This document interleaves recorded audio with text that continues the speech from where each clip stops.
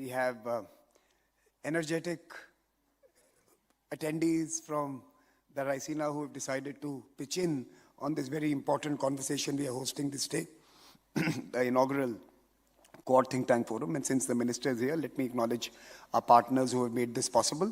We are working with the East-West Center in the US, the Japanese Institute of International Affairs in Tokyo, ASPI in Australia, who've been a long-standing partner. And for this particular edition, we have a very generous support from the Australian government as well in bringing in Australian experts. So thank you to all the partners for supporting this inaugural edition. Without further ado, let me commence with the ministerial addresses. There are 3 video addresses and 1 in person. Let me first invite my colleagues to play the message from the Japanese Minister of Foreign Affairs, Minister Kamikawa. Participants, I am Kamikawa Yoko, Minister for Foreign Affairs of Japan. I'd like to extend my congratulations on this first Raisina Quad Think Tank Forum. And I also thank the Ministry of External Affairs of India and the Observer Research Foundation for organizing this event. Allow me to pay tribute to Minister Jaishankar's leadership in bringing the G20 meetings to a successful conclusion last year. I recall meeting him shortly after I took office as Foreign Minister last September. We had a frank and productive discussion. I look forward to having him to Raisina, Tokyo in March, and to continuing to work together for Japan-India relations. Today, competition among states over security and global issues has sharpened. Precisely because we face such deepening divisions in the world, I believe it is necessary to maintain and strengthen a free and open international order based on the rule of law. For this reason, Japan, together with its allies and like-minded countries, is working to further develop a free and open Indo-Pacific FOIP based on the rule of law. It goes without saying that the Quad is one of the most important initiatives to this end. To date, the Quad has steadily implemented initiatives that have benefited the Indo-Pacific region in various areas, including maritime, critical and emerging technologies, Indo-Pacific region in various areas, cyber, and counter-terrorism. The Quad's initiatives must continue to move forward. This year, I will chair the Quad Foreign Ministers meeting. I'm looking forward to working with my colleagues of India, Australia, and the United States to promote initiatives that involve various stakeholders beyond national, regional, gender, and other boundaries. For the Quad to further develop with its inclusiveness and diversity,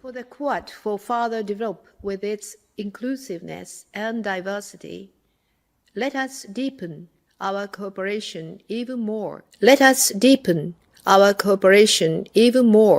Including collaboration among think tanks and the promotion of women, peace, and security.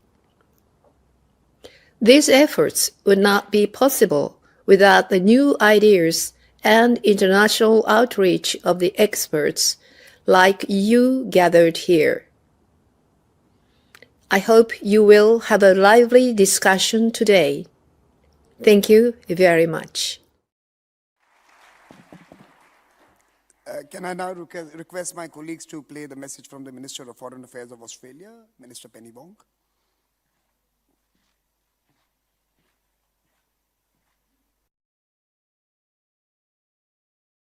I congratulate the Observer Research Foundation I congratulate the Observer Research Foundation on a successful 2024 Raisina Dialogue.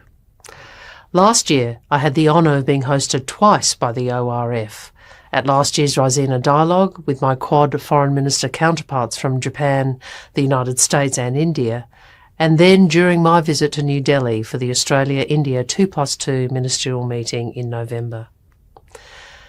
As I've said during those visits, strategic competition, climate change and economic disruption are reshaping our region. In this context, the Australia-India relationship has never been more consequential. We have a shared interest and ambition for a region that is peaceful, stable and prosperous.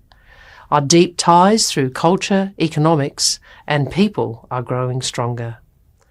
Australia and India are translating our shared interests into practical cooperation to shape the region that we want. Earlier this month, my friend Minister Jaishankar and I co-hosted the Indian Ocean Conference in Perth, Australia's Indian Ocean capital. It was a unique opportunity to bring together a head of state, 17 ministers and 400 delegates from our partners across the Indian Ocean to work together on our shared interests. Our practical cooperation in the Quad provides another important opportunity to contribute to the resilience of our region. During his speech in Perth, Minister Jaishankar made the point that the Quad's elevation to regular leaders' engagement sends a message in itself. Last May, for the first time, Quad leaders released a vision statement outlining the enduring principles we commit to upholding together, including a region free from intimidation and coercion, where competition is managed responsibly and disputes are settled in accordance with international law, and the importance of upholding the centrality, agency and leadership of regional institutions in the Indian Ocean Rim Association. We've maintained strong momentum in offering, but never imposing, transparent, valued public goods that respond to priorities of Indo-Pacific partners. The Quad has funded programs to support the region tackle climate change and manage the energy transition, respond to outbreaks of disease, including ASEAN, the Pacific Islands Forum and the Indian Ocean Rim Association. We've maintained strong momentum in offering, but never imposing, transparent, valued public goods that respond to priorities of Indo-Pacific partners. The Quad has funded programs to support the region tackle climate change and manage the energy transition, respond to outbreaks of disease, provide technical assistance and research on undersea cables, and increase maritime. Can I now request my colleagues to play the message from Kurt Campbell, who has a message on behalf of Anthony Blinken for those gathered here. Anthony Blinken is the Secretary of State of the United States.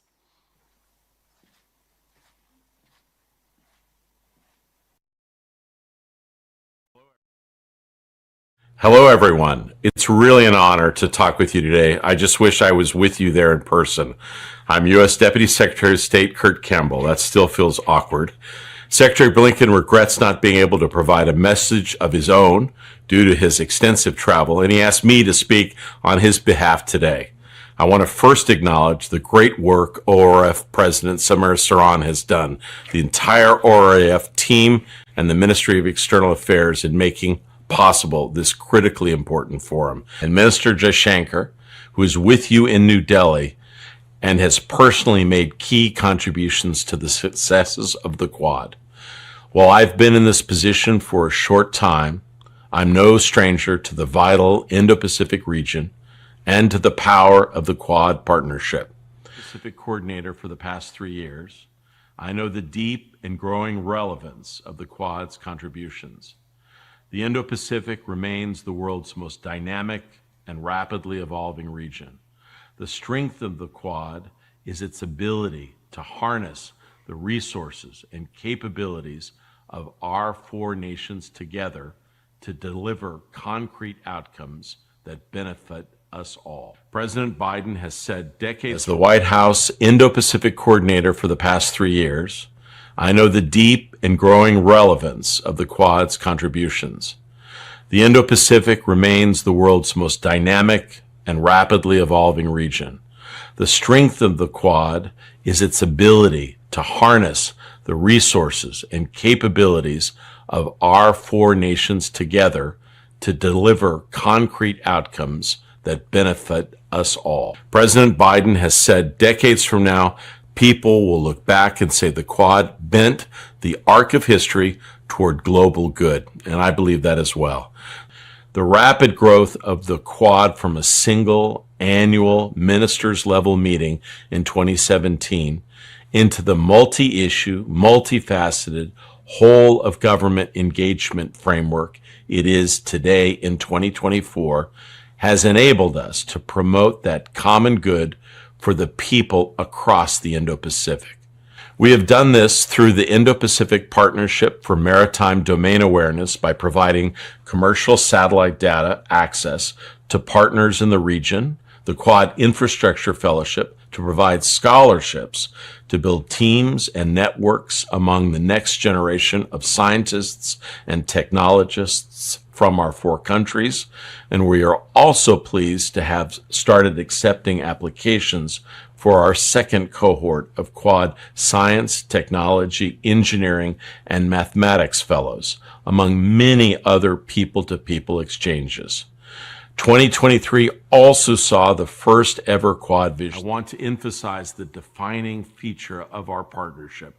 The Quad stands for an affirmative vision of a free and open statement, affirming our commitment to a region that is peaceful and prosperous, stable and secure, and respectful of sovereignty. The Quad Leaders Summit in Hiroshima and Quad Foreign Ministers meeting in New Delhi last year showcased the breadth of new and ongoing Quad initiatives, and the interim Foreign Ministers meeting in New York in September reinforced the important role the Quad partnership plays in multilateral bodies. Finally, I want to emphasize the defining feature of our partnership.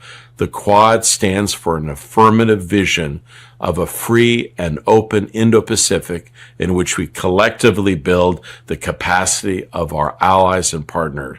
And that's because, as Secretary Blinken has said, the Quad combining the power of our four countries' democracies with the ingenuity and determination. It's not about forcing the region to choose between strategic competitors. It is about preserving and creating options so that communities, institutions, and countries can make decisions to benefit their people. As Quad partners, we're working together at all levels.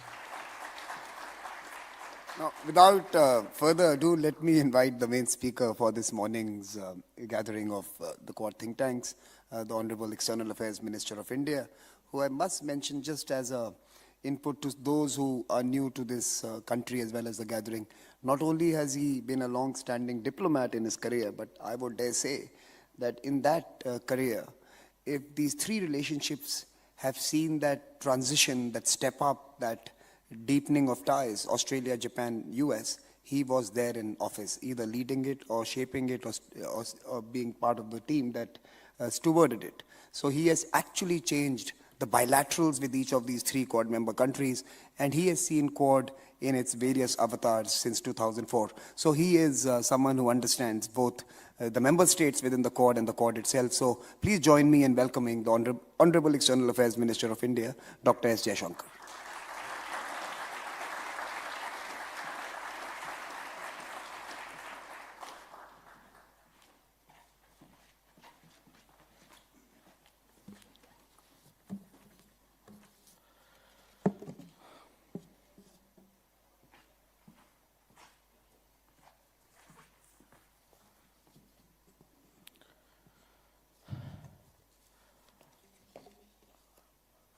Mr. Samir Saran, Foreign Secretary, colleagues, dear friends. It's a great pleasure to join you all this morning at the inaugural Quad Think Tank Forum, organized in partnership with the Raisina Dialogue. I appreciate the messages from my colleagues, Australia's Foreign Minister Penny Wong, Japan's Foreign Minister Yoko Kamikawa, and the US Deputy Secretary of State Kurt Campbell.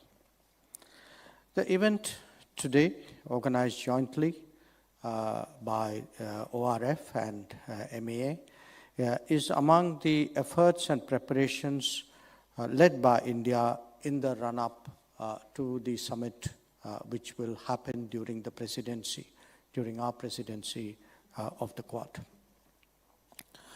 Now, you all know that in the last 5 years, Quad has become a significant and substantive platform for 4 large resident Indo-Pacific vibrant democracies that are seeking to uphold an open and inclusive Indo-Pacific. Like any new mechanism or platform, the Quad too is a product of its times. It emerged from global necessities, faltered for some time due to a complexity of reasons, and was then reincarnated with new governments and different circumstances. Shinzo Abe in Japan was perhaps an exception, which is a statement in itself. Now, as someone who's been long associated with this enterprise, allow me to share a few thoughts about its history, because there are important lessons to be drawn from it. The origins of the Quad go back to the tsunami response. This was an event which happened in late December 2004. I happened to be the coordinator for that response on the Indian side. In 2006, the actual idea of an Quad was put forward by the then Japanese Prime Minister Shinzo Abe. But as I said earlier, it unraveled within a year, and in fact, Abe himself had left office at that time. In 2017, after a full decade, Quad was resumed, first at the Foreign Secretary's level, and then was upgraded in 2019 to the ministerial one. Coincidentally, I happened to be occupying both positions at that particular juncture. In 2021, we, all 4 of us, upgraded it to the summit level, and it has flourished since. And it's been my privilege to have participated in all the meetings that have taken place since then. And I say this to you because I have personally seen what difference leadership, vision, commitment, and most of all, strategic clarity can make. During this period, administrations have changed in all our partner countries. Ours has remained the same, and I guess will do so. But once the initiative was nurtured through the initial stages and it took root, it has been truly remarkable to see how prolifically and rapidly the Quad has flowered. Now, some of you know that I have just brought out a book, and one chapter of that is devoted to my analysis of the emergence of the Quad. I believe that much of that arises from the remarkable changes in India's bilateral relationships with its 3 Quad partners. With the US, we put behind ideological hesitations of history. With Japan, we gave a long-standing goodwill much more practical shape. And with Australia, we actually made a real beginning in seriousness. Prime Minister Tony Abbott is here with us today, and I take the occasion to particularly recognize and commend his role in giving our relationship that very serious form, which is, to me, one of the foundations for the Quad that has established itself.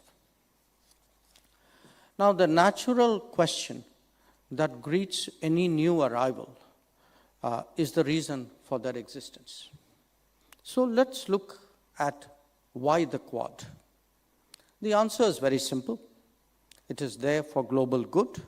It is there for the global commons. It is facilitated by the emergence of the Indo-Pacific, and it is propelled by a change in the global order that requires more, not less, collaboration among the like-minded. So you would then ask, what does Quad stand for? I believe it has 5 messages. 1, it reflects the growth of a multipolar order. 2, it is post-alliance and post-Cold War thinking. 3, it is against spheres of influence. 4, it expresses the democratizing of the global space and a collaborative, not unilateral approach. And 5, it is a statement that in this day and age, others cannot have a veto on our choices. Now, this in turn would elicit the question, why the Indo-Pacific? And the answer, I think by now, is very clear.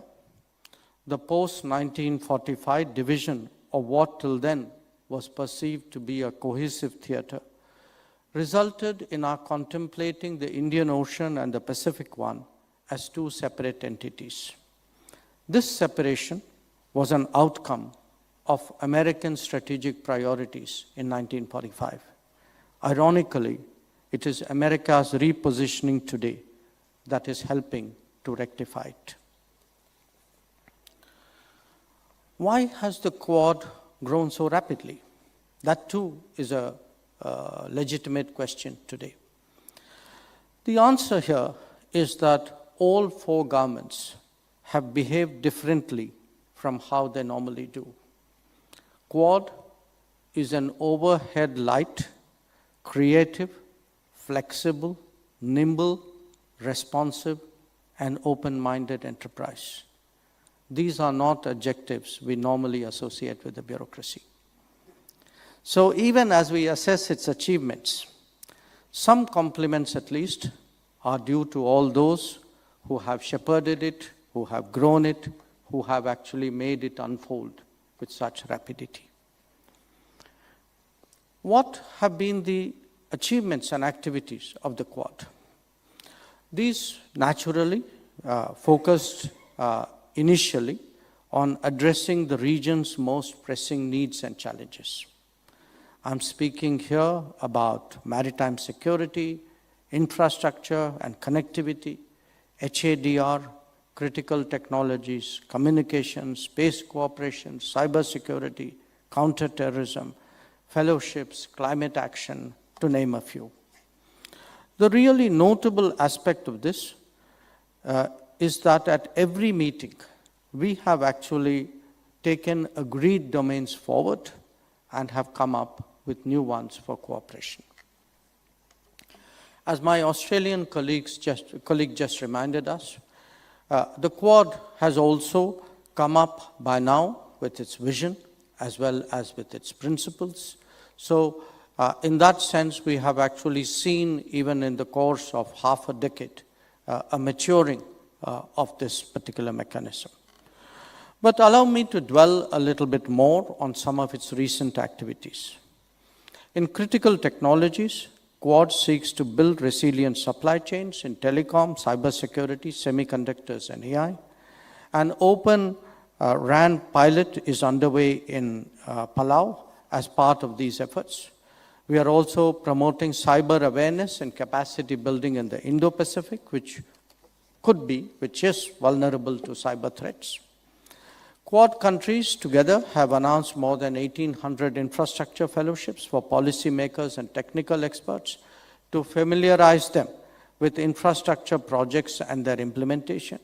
By pooling together our technical expertise, we are actually enhancing the ability of Indo-Pacific countries to select smart and reliable options.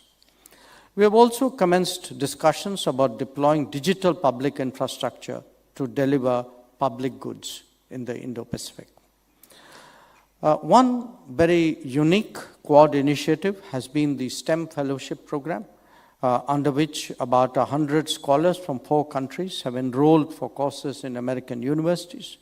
I'm very happy to share with you all that the second cycle of Quad STEM Fellowships has been extended to ASEAN member countries as well. Another priority in recent years has been to broaden the number of stakeholders involved in Quad collaboration. While Quad has been driven by respective governments, if we are to make our work impactful and ensure really tangible outcomes, we need to work closely with industry, with R&D and innovation ecosystems, and with the academia. The private sector-led Quad Investor Network was launched recently with the objective of facilitating business collaborations in critical technologies, renewable energy, climate mitigation, healthcare, and other domains. These partnerships are critical for developing commercially viable and trusted alternatives which would build and diversify current supply chains. Interestingly, Quad has given birth to some larger collaborations that serve the same objectives of global good. Two of them merit particular attention.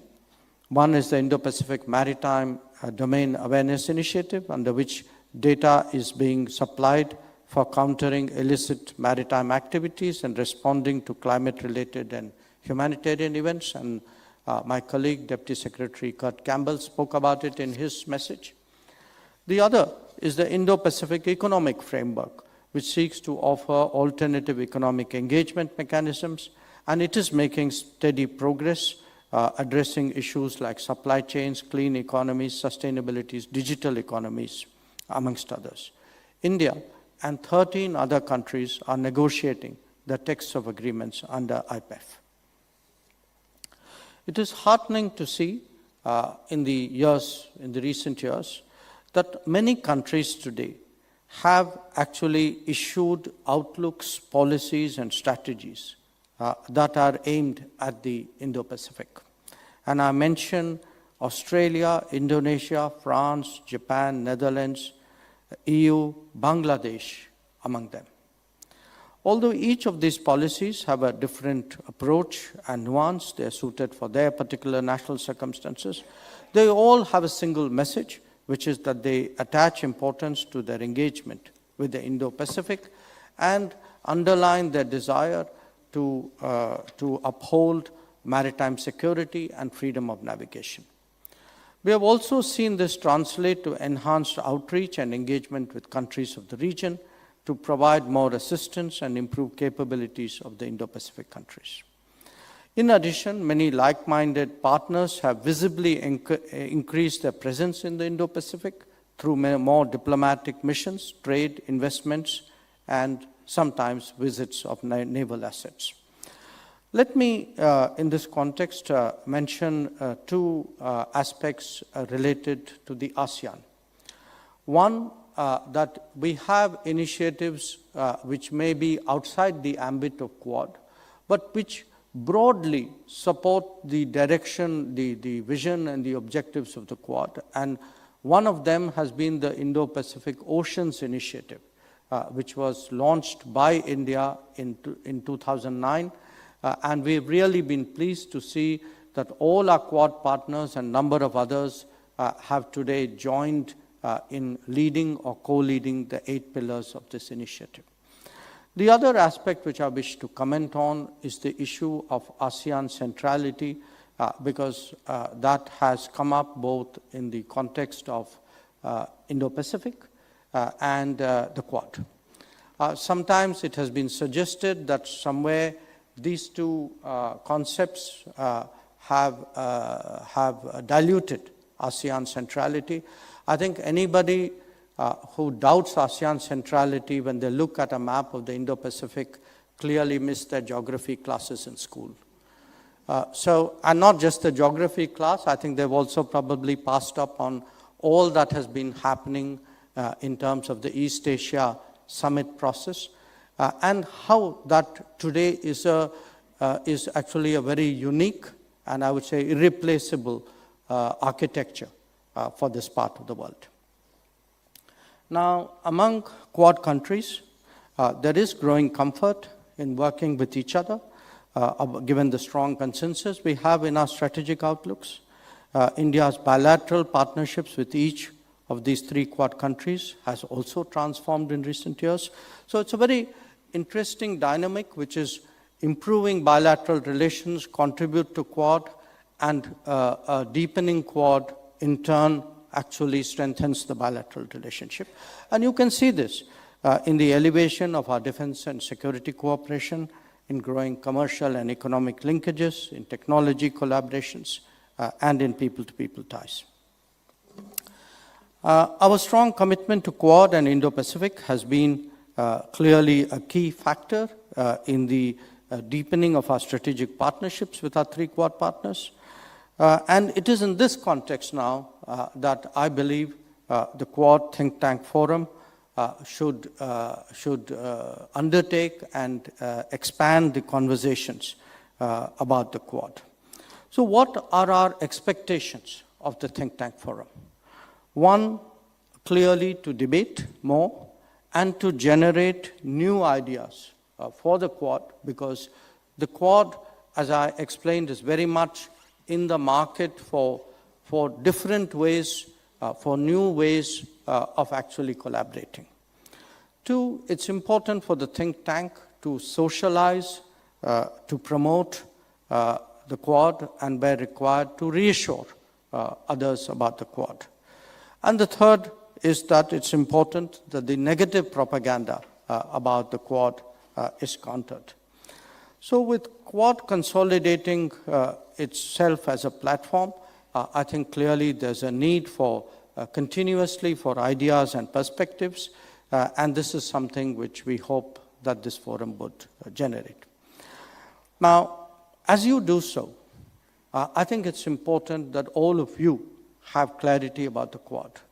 So there are three, I would say, clear messages about the Quad which I wish to leave here.